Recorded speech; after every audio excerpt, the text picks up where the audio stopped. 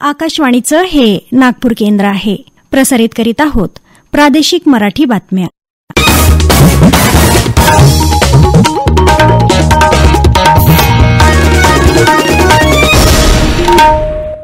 आकाशवाणी नागपूर. आभाराणी पटवर्धन आपल्याला प्रादेशिक बातम्या देत आहे. काही ठळक बातम्या. आगामी राज्यसभा निवडणुकीसाठी भाजपा आणि काँग्रेसकडून उमेदवार जाहीर. महाराष्ट्रातून भाजपातर्फे अशोक चव्हाण, शिवसेनेतर्फे मिलिंद देवरा तर काँग्रेसतर्फे चंद्रकांत हांडोरे यांना उमेदवारी. कृषी संशोधक आणि कृषी पदविका विद्यार्थ्यांनी शेतकऱ्यांना केंद्रस्थानी ठेवून कार्य करण्याचं राज्यपाल रमेश बैस यांचं डॉ. पंजाबराव देशमुख कृषी विद्यापीठ अकोल्याच्या 38व्या दीक्षांत समारंभाप्रसंगी आवाहन. राज्य मंत्रिमंडळाच्या बैठकीत शासकीय वैद्यकीय महाविद्यालयातील इंटर्नशिप विद्यार्थ्यांना विद्यावेतनात भरीव वाढ करण्याचा तसंच गोंदियासह 6 ठिकाणी नर्सिंग महाविद्यालय स्थापन करण्याचा निर्णय आणि केंद्रीय गृहमंत्री अमित शहा यांचा उद्याचा नियोजित अकोला दौरा पुढील आठवड्यात होणार. राज्यातल्या राज्यसभेच्या 6 जागांसाठी आतापर्यंत 4 उमेदवारांची घोषणा झाली आहे. भारतीय जनता पार्टीनं माजी मुख्यमंत्री अशोक चव्हाण, माजी आमदार मेधा कुलकर्णी आणि डॉ. अजित गोपछडे यांना उमेदवारी जाहीर केली आहे. काँग्रेसनं चंद्रकांत हांडोरे यांना उमेदवारी दिली आहे. तसंच शिवसेनेच्या शिंदे गटाकडून मिलिंद देवरा यांना उमेदवारी घोषित करण्यात आली आहे. उद्या उमेदवारी अर्ज दाखल करायचा शेवटचा दिवस आहे. अर्जांची छाननी शुक्रवारी होईल आणि गरज पडल्यास येत्या 27 फेब्रुवारीला मतदान होऊन त्याच दिवशी मतमोजणी होईल. राज्यसभेसाठी भाजपची उमेदवारी दिल्याबद्दल अशोक चव्हाण यांनी भाजप नेतृत्वाचे आभार मानले असून माझ्यावर मोठा विश्वास दर्शवण्यात आला आहे. तो सार्थक ठरवण्याचा मी प्रामाणिक प्रयत्न करीन अशी प्रतिक्रिया व्यक्त केली आहे. तर भाजपकडे नेतृत्व नसल्यानेच आयारामांना राज्यसभेची उमेदवारी देऊन भाजप निष्ठावंत कार्यकर्ते वंचित ठेवत आहे अशी टीका काँग्रेसचे प्रदेशाध्यक्ष नाना पटोले यांनी केली. दरम्यान आगामी राज्यसभा निवडणुकीसाठी काँग्रेस पक्षाच्या ज्येष्ठ नेत्या सोनिया गांधी यांनी आज राजस्थानमधून उमेदवारी अर्ज दाखल केला. डॉ. अखिलेश सिंग बिहारमधून तर अभिषेक मनु सिंघवी हिमाचल प्रदेश इथून निवडणूक लढवतील. भाजपनं देखील आज उमेदवारांची दुसरी यादी जाहीर केली. केंद्रीय मंत्री अश्विनी वैष्णव ओडिशातून, डॉ. एल मुरुगन मध्य प्रदेशातून निवडणूक लढवणार आहेत. उमेशनाथ महाराज, माया नरोलिया आणि बन्सीलाल गुर्जर हे अन्य 3 उमेदवार मध्य प्रदेशातून रिंगणात आहेत. भाजपनं मदन राठोड आणि चुन्नीलाल गरसिया यांना राजस्थानमधून उमेदवारी जाहीर केली आहे. अकोला इथं डॉ. पंजाबराव देशमुख कृषी विद्यापीठाचा 38वा दीक्षांत समारंभ आज पार पडला. कृषीप्रधान संस्कृती व सर्वात मोठी लोकशाही जपणारा भारत देश आज कृषीसह सर्व क्षेत्रात संपन्न होत असताना कृषी संशोधक आणि कृषी पदविका विद्यार्थ्यांनी शेतकऱ्यांना केंद्रस्थानी ठेवून कार्य करण्याचं प्रतिपादन राज्याचे राज्यपाल आणि विद्यापीठाचे कुलपती रमेश बैस यांनी केलं. ते डॉ. पंजाबराव देशमुख कृषी विद्यापीठाच्या 38व्या दीक्षांत समारंभात आभासी पद्धतीनं बोलत होते. यावेळी राज्याचे कृषी मंत्री धनंजय मुंडे आभासी पद्धतीनं उपस्थित होते. नवसारी कृषी विद्यापीठ गुजरातचे कुलगुरू डॉ. झिनाबाई पटेल, डॉ. पंजाबराव देशमुख कृषी विद्यापीठाचे कुलगुरू शरद गडाख यांचीही उपस्थिती होती. या दीक्षांत समारंभात विविध विषयांच्या 4040 स्नातकांना पदवी वितरित करण्यात आली. एमएससी कृषीचा विद्यार्थी भावेश संजय अग्रवाल आणि बीएससी अॅग्रिकल्चरची विद्यार्थिनी पूनम गजानन आघाव यांना सर्वाधिक 6 पदकं प्रदान करण्यात आली.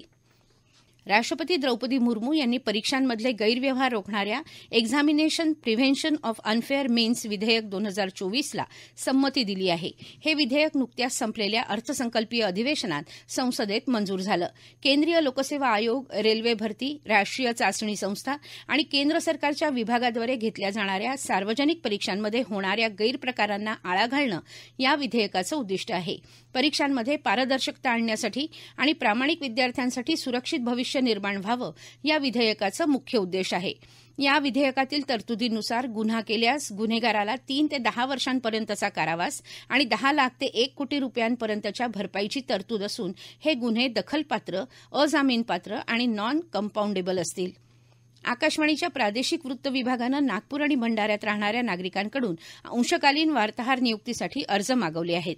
यासाठीची विस्तृत माहिती newsonair.gov.in/vacancies या वेबसाईटवर पीटीसी इन आकाशवाणी नागपूर महाराष्ट्र तसंच पीटीसी भंडारा इन आकाशवाणी मुंबई या विषयांतर्गत उपलब्ध आहे. जरांगे पाटील यांनी येत्या लोकसभेत कोणत्याही पक्षाचा आधार न घेता जालना येथील लोकसभा निवडणूक स्वतंत्रपणे लढवली पाहिजे, असं वंचित बहुजन आघाडीचे राष्ट्रीय अध्यक्ष अॅडव्होकेट प्रकाश आंबेडकर यांनी मुंबई येथील पत्रकार परिषदेत म्हटलं आहे. दरम्यान मनोज जरांगेच्या उपोषणाला पाठिंबा देण्यासाठी राज्यभरात सकल मराठा समाजाकडून बंद पाळण्यात येत आहे. जरांगेच्या उपोषणाचा आज 5वा दिवस आहे.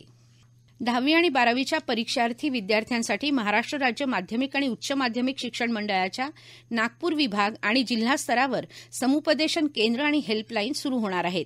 विभागीय आणि जिल्हा स्तरावर सकाळी 8 ते सायंकाळी 8 वाजेपर्यंत समुपदेशन केंद्र आणि हेल्पलाईनची सुविधा उपलब्ध करून देण्यात येणार असल्याचं विभागीय सचिव चिंतामण वंजारी यांनी पत्राद्वारे कळवलं आहे. विद्यार्थी आणि पालकांना विभागीय मंडळ कार्यालयाचे दूरध्वनी क्रमांक 0712 255 3507 आणि 0712 255 3503 वर माहिती प्राप्त करता येणार आहे. आकाशवाणी नागपूरच्या प्रादेशिक वृत्त विभागात कंत्राटी तत्वावर अर्धवेळ वार्ताहर नियुक्त करण्यासाठी पात्र उमेदवारांकडून अर्ज मागवण्यात येत आहेत. या संदर्भातील माहिती prasarbharati.gov.in/pb व्हेकन्सी या सदराखाली उपलब्ध असून विहित नमुन्यातील अर्ज rnu2013 nagpur@gmail.com या ईमेलवर येत्या 17 फेब्रुवारीपर्यंत पाठवता येतील. आज झालेल्या राज्य मंत्रिमंडळाच्या बैठकीत शासकीय वैद्यकीय महाविद्यालयातील इंटर्नशिप करणाऱ्या विद्यार्थ्यांना विद्यावेतनात भरीव वाढ करण्याचा निर्णय घेण्यात आला. विद्यार्थ्यांना यापुढे दरमहा 18,000 इतकं विद्यावेतन मिळणार आहे.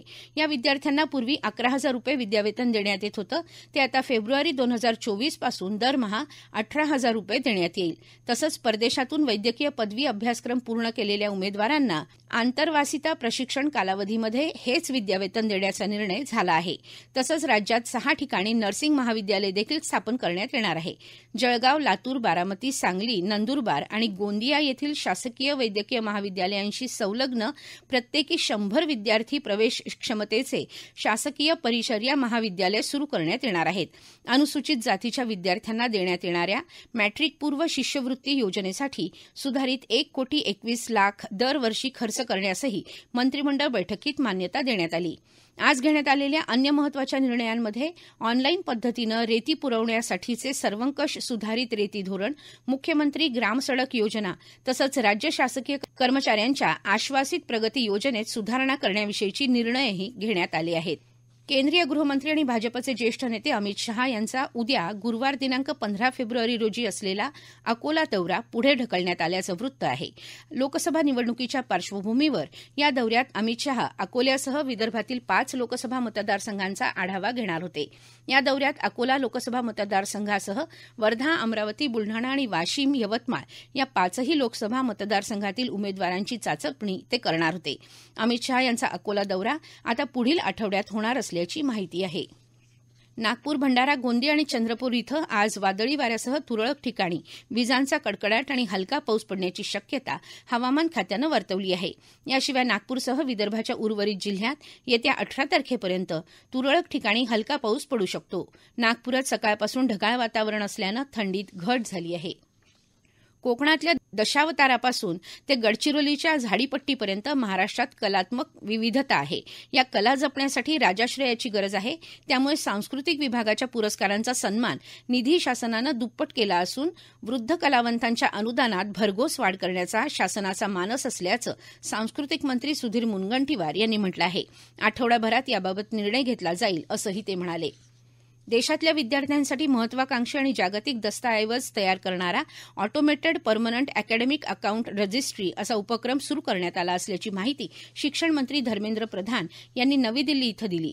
या उपक्रमाअंतर्गत प्रत्येक विद्यार्थ्याला कायमस्वरूपी 12 अंकी आयडी देऊन त्यांची शैक्षणिक कामगिरी एकाच ठिकाणी एकत्रित आणली जाणार आहे. शेवटी पुन्हा काही ठळक बातम्या. आगामी राज्यसभा निवडणुकीसाठी भाजपा आणि काँग्रेसकडून उमेदवार जाहीर. महाराष्ट्रातून भाजपातर्फे अशोक चव्हाण, शिवसेनेतर्फे मिलिंद देवरा तर काँग्रेसतर्फे चंद्रकांत हांडोरे यांना उमेदवारी. कृषी संशोधक आणि कृषी पदविका विद्यार्थ्यांनी शेतकऱ्यांना केंद्रस्थानी ठेवून कार्य करण्याचं राज्यपाल रमेश बैस यांचं डॉ. पंजाबराव देशमुख कृषी विद्यापीठ अकोल्याच्या 38व्या दीक्षांत समारंभाप्रसंगी आवाहन. राज्य मंत्रिमंडळाच्या बैठकीत शासकीय वैद्यकीय महाविद्यालयातील इंटर्नशिप विद्यार्थ्यांना विद्यावेतनात भरीव वाढ करण्याचा तसंच गोंदियासह 6 ठिकाणी नर्सिंग महाविद्यालय स्थापन करण्याचा निर्णय आणि केंद्रीय गृहमंत्री अमित शहा यांचा उद्याचा नियोजित अकोला दौरा पुढील आठवड्यात होणार. याबरोबरच हे प्रादेशिक बातमीपत्र संपलं. नमस्कार.